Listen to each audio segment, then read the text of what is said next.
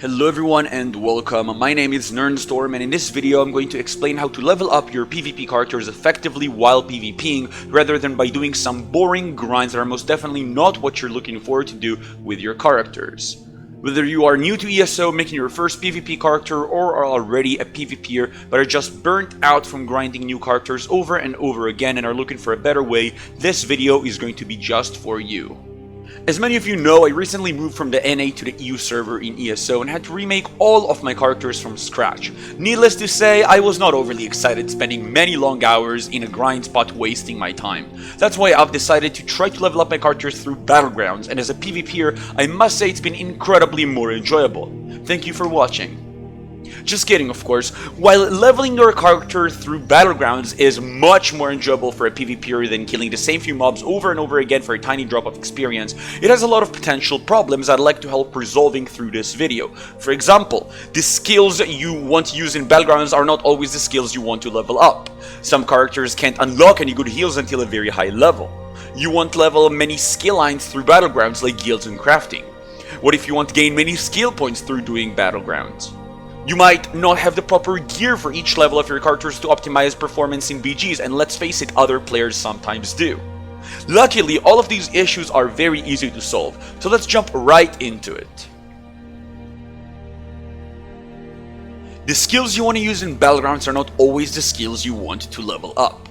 That is true, however, there are several ways to go around that. For example, choose your flex spots. In order to level up skill lines fast, you need to put as many skills from said lines into your bars, as the more skills of a specific line you have slotted while you gain experience, the more experience the skill line itself gets. For example, on this Stamina Dragonite that I'm currently leveling, I want to unlock Inferno fast because it morphs into a heal that I want to use for Battlegrounds as well as for the finished character.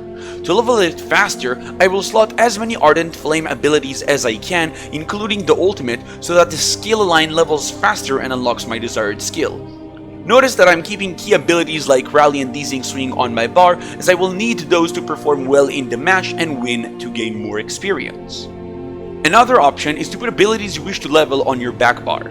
Ever since unlocking your second bar at level 15 and up until you reach level 40 to 50, you likely won't be utilizing both bars super effectively in BGs due to lack of passives, desired abilities you manage to unlock, etc, etc.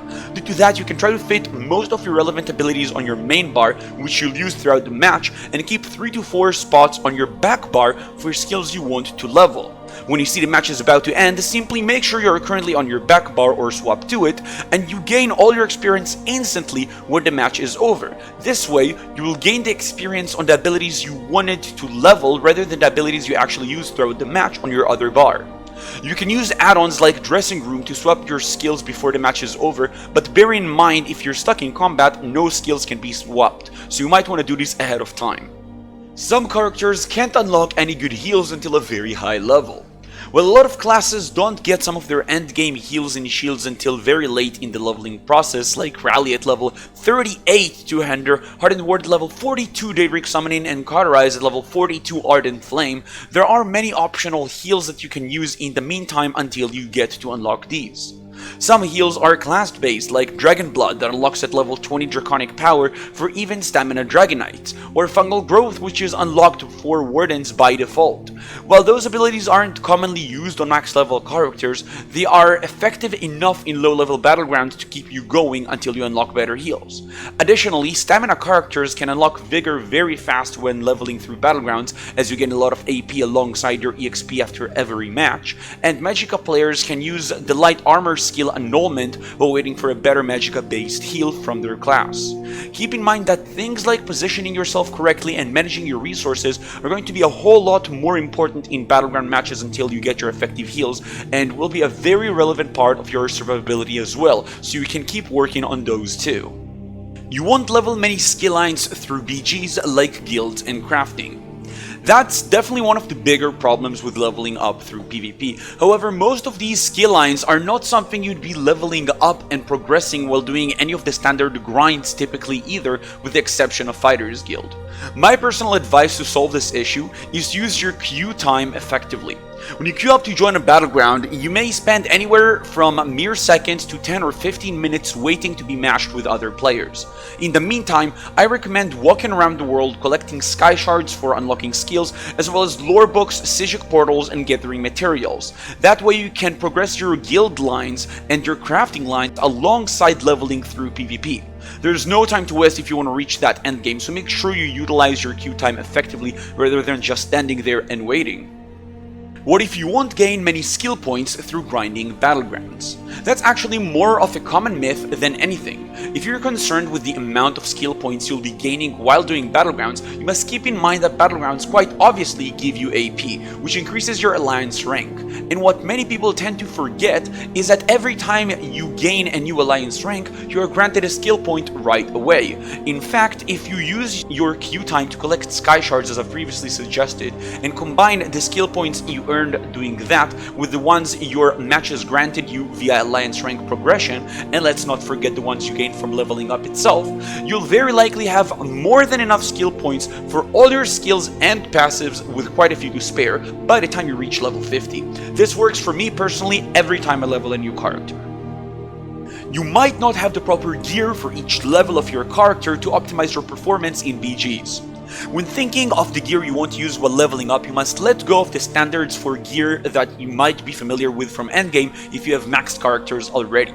You're going to be out-leveling your gear very fast, and you'll want to use the training trait on it pretty much always because it will help you gain additional experience. This means you must not expect your gear to be optimized and make everything overly easy for you. Since your stats will be based mainly off of battle scaling, a mechanic that gives additional resources to low-level characters in ESO, and not based off your gear, you might want to focus on affordability rather than quality.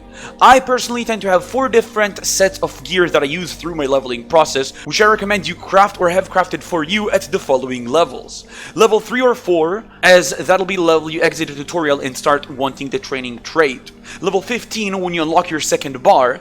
Level 30 when you begin to really feel the penalty of out-leveling your level 15 gear. And level 42 when you unlock your last 3 class skills, your effective heals, and you are really able to start dominating in BG matches. This gear could be made as any combination of crafted sets you feel are effective. There's no point trying to optimize your stats or sets combination, as you'll only be using each setup for a few hours or days until you outlevel it and move on to the next one. So pick sets you like or want to mess around, really go nuts. Don't stick to, the best in slot for min-maxed characters. As for quality, I recommend sticking to green or blue quality unless you have some money to spare, as you won't gain too many stats making your gear purple or golden at low level. Once you've leveled up your character fully, make sure to stash these low level sets in your bank, as you'll only need to craft them once, but you can use them to level as many characters as you like in the future. If you're unable to craft at all, you shouldn't be too concerned either. Having a friend or a guild member craft you the gear shouldn't be a real issue normally, or you can even ask people in zone chat to help you out, or join a community guild that would have people who'd be willing to assist you, like my own EU guild, which you can join through our Discord server if you like. You won't have to pay much even if you find a crafter who'd like to charge you for the gear, since low-level crafting materials tend to be fairly cheap, and you won't need the armor to be upgraded beyond the green or blue tier, making it super easy to make and fairly affordable. To sum up all I've talked about in this video, if you're looking to level new characters through more entertaining means than just grinding the same mobs over and over again, I would really recommend you try out low-level Battlegrounds. Make sure you queue to random matches, as those grant a lot more experience than any specific game mode, and you'll reach level 50 in no time and have a lot of fun throughout the way. Make sure you have training gear if you'd like to reach max level as fast as possible, slot as many abilities you'd like to level up throughout the matches as possible, and during queue times, try and complete guild skill lines, objectives, collect sky shards and materials, and plan ahead which skills you'll want to unlock for better time in future matches and for your finalized character. I hope you enjoyed this video. This type of guides are not something I used to post on my channel a lot until recently, but I'd really like to try and expand the content of my channel and start making more guides and tutorials about getting into PvP and improving your performance as a PvP player.